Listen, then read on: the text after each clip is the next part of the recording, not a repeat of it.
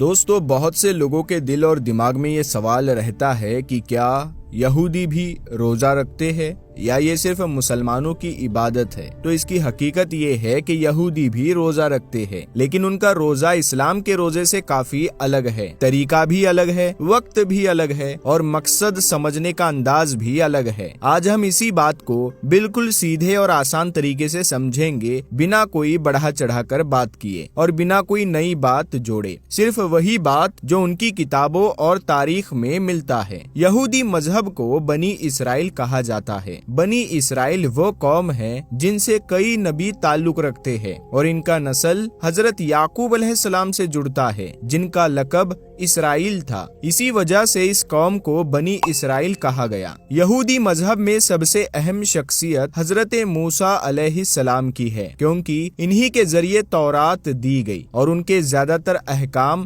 انہی سے جڑے ہوئے ہیں۔ یہودی مذہب میں عبادت، روزہ اور زندگی کے قانون سب تورات کے حساب سے چلتے ہیں، لیکن وقت کے ساتھ حالات بدلے تو کچھ چیزیں جڑتی چلی گئی اور کچھ میں فرق آیا۔ اب اگر روزے کی بات کریں تو یہودی مذہب میں سب سے اہم اور فرض روزہ یوم کپور کہلاتا ہے۔ یوم کپور کا مطلب ہوتا ہے معافی کا دن۔ یہ روزہ سال میں صرف ایک بار آتا ہے اور یہ روزہ سورج ڈوبنے کے بعد شروع ہوتا ہے اور اگلے دن اندھیرا ہونے تک چلتا ہے، یعنی لگ بھگ 25 سے 26 گھنٹے لگاتار روزہ۔ اس دوران یہودی نہ صرف کھانا پینا چھوڑتے ہیں بلکہ نہانا، خوشبو لگانا، تیل، کریم لگانا اور جسمانی تعلق بھی چھوڑ دیتے ہیں۔ یہاں تک کہ آرام والی چمڑے کی جوتی پہننا بھی صحیح نہیں مانا جاتا۔ اس روزے کا اصل مقصد خدا کے سامنے جھکنا، اپنے گناہوں کا احساس کرنا اور معافی مانگنا ہوتا ہے۔ یہ روزہ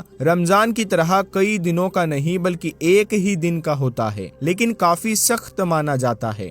اس کے علاوہ یہودی مذہب میں حضرت موسیٰ علیہ السلام کے 40 دن کے روزوں کا بھی ذکر آتا ہے، جب وہ کوہ طور پر گئے تھے۔ تورات میں صاف لکھا ہے کہ ان 40 دنوں میں انہوں نے نہ روٹی کھائی نہ پانی پیا۔ اسی وجہ سے کچھ یہودی اس بات کو بہت اہم مانتے ہیں اور 40 روزوں کو عبادت کا بڑا ذریعہ سمجھتے ہیں۔ حالانکہ یہ روزے ہر یہودی پر فرض نہیں ہے بلکہ زیادہ تر نفلی طور پر دیکھے جاتے ہیں۔ اس کے علاوہ 7ویں مہینے کی 10 تاریخ کا روزہ بھی بہت اہم مانا جاتا ہے اور اسے بھی یوم کپور سے جوڑا جاتا ہے۔ کہا جاتا ہے کہ اسی دن تورات کے اہم حکم دیے گئے تھے، اسی لیے اس روزے کو گناہوں کی معافی اور توبہ کا دن مانا جاتا ہے۔ حضرت موسیٰ علیہ السلام کے بعد بنی اسرائیل پر اور بھی نبی آئے اور ان کے دور میں الگ الگ حالات پیش آئے۔ کبھی آزادی ملی، کبھی قید ہوئی، کبھی ملک چھینا گیا، کبھی آفت آئی۔ انہی حالات کی وجہ سے الگ الگ موقعوں پر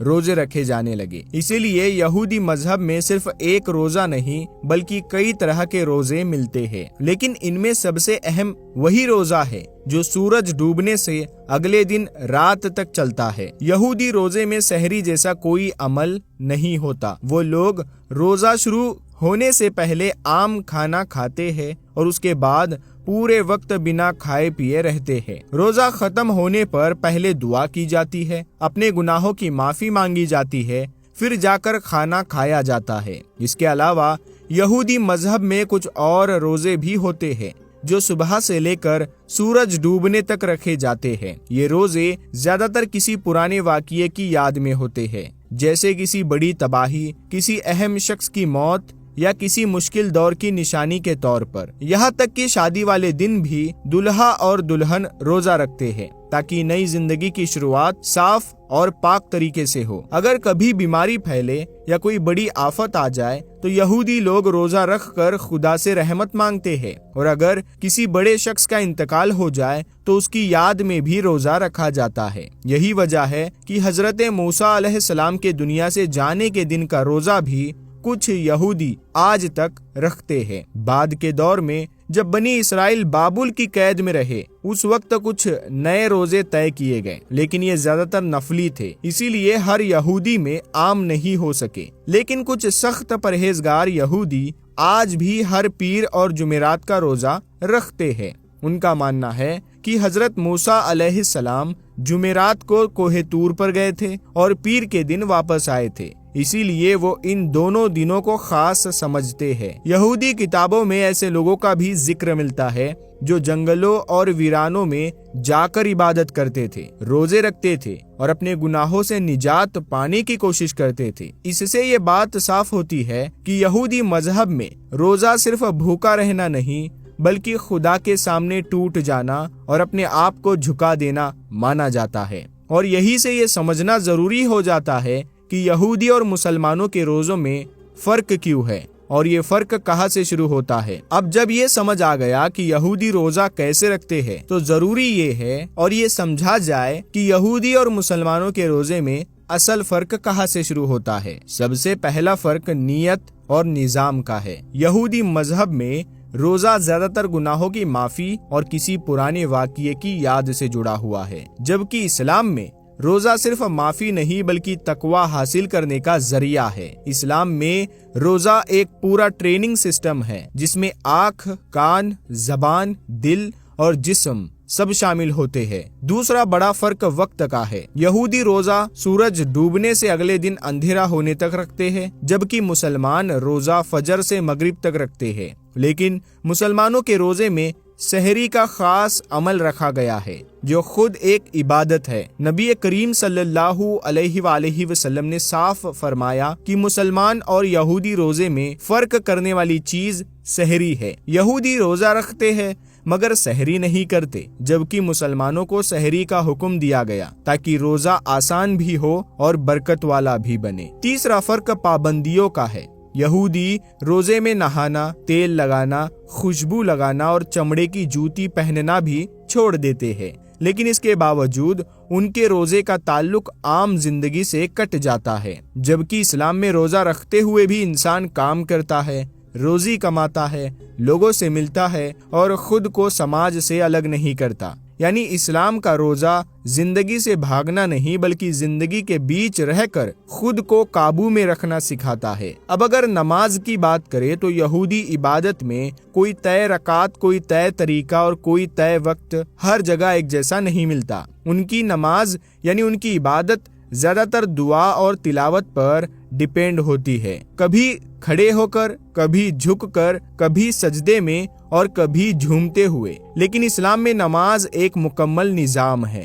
دن میں 5 وقت طے ہے، طریقہ طے ہے، جماعت کا مضبوط سسٹم ہے جس میں امیر، غریب، گورا، کالا سب ایک صف میں کھڑے ہوتے ہیں۔ یہ چیز اسلام کو صرف مذہب نہیں بلکہ ایک پورا سسٹم بناتی ہے۔ یہودی مذہب میں اجتماعی نماز دن میں 3 بار ہے، جبکہ اسلام میں 5 وقت کی نماز انسان کی پوری دن چریا کو خدا سے جوڑ دیتی ہے۔ اب تیوہاروں کی بات کریں تو یہودی کیلنڈر بھی چاند پر چلتا ہے، لیکن ان کے تیوہار زیادہ تر کسی ایتہاسک یاد سے جڑے ہیں، جیسے پاس اوور جو مصر سے نکلنے کی یاد ہے، جبکہ اسلام کے تیوہار سیدھے عبادت سے جڑے ہیں۔ عید الفطر روزے کی عبادت کے بعد آتی ہے اور عید الاضحیٰ قربانی اور فرمانبرداری کی یاد دلاتی ہے۔ یعنی اسلام میں خوشی بھی عبادت سے جڑی ہوئی ہے۔ کھانے پینے کے معاملے میں یہودی کوشر کھاتے ہیں جو کچھ حد تک حلال جیسا ہے، لیکن ان کے یہاں دودھ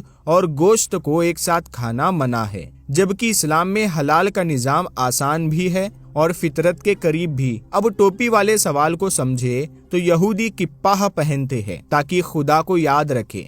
مسلمان ٹوپی پہنے یا نہ پہنے لیکن نماز میں سجدہ کر کے سیدھے زمین پر ماتھا رکھ کر خدا کے سامنے جھکتے ہیں۔ یعنی اسلام میں یاد صرف نشانی نہیں بلکہ عمل ہے۔ اب اگر پوری تصویر کو ایک ساتھ دیکھا جائے تو یہ صاف نظر آتا ہے کہ یہودی مذہب میں روزہ اور عبادت وقت کے ساتھ بکھرتی چلی گئی، کبھی کچھ جوڑا گیا، کبھی کچھ چھوڑا گیا، لیکن اسلام میں روزہ، نماز، زکوٰۃ، حج سب ایک مضبوط ڈھانچے میں بندھے ہوئے ہیں۔ یہی وجہ ہے کہ اسلام صرف روایتوں کا مذہب نہیں بلکہ ایک مکمل اور بیلنسڈ نظام زندگی ہے، جہاں عبادت بھی ہے، سماج بھی ہے، اخلاق بھی ہے اور انصاف بھی ہے۔ اسلام انسان کو جنگلوں میں بھیج کر نہیں بلکہ بازاروں میں رہ کر خدا سے جوڑتا ہے۔ روزہ رکھ کر بھوکا رہنا مقصد نہیں بلکہ بھوک کے ساتھ صبر اور رحم سیکھنا مقصد ہے۔ یہی وہ جگہ ہے جہاں مسلمانوں کا روزہ صرف ایک رسم نہیں بلکہ انسان کو بہتر بنانے والا عمل بن جاتا ہے۔ اسی لیے جب بات روزے اور عبادت کی آتی ہے تو اسلام کا نظام زیادہ واضح اور مکمل اور زیادہ اثردار نظر آتا ہے، اور یہی وجہ ہے کہ آج بھی کروڑوں مسلمان ایک ہی مہینے میں ایک ہی طریقے سے ایک ہی وقت پر روزہ رکھتے ہیں اور ایک ہی خدا کے سامنے جھکتے ہیں۔ امید ہے اب آپ کو یہ فرق صاف سمجھ آ گیا ہوگا کہ روزہ صرف بھوکا رہنا نہیں، بلکہ کس مذہب نے اسے کس مقصد کے لیے اور کس حد تک مکمل بنایا۔ یہی اصل فرق ہے اور یہی پر بات مکمل ہوتی ہے۔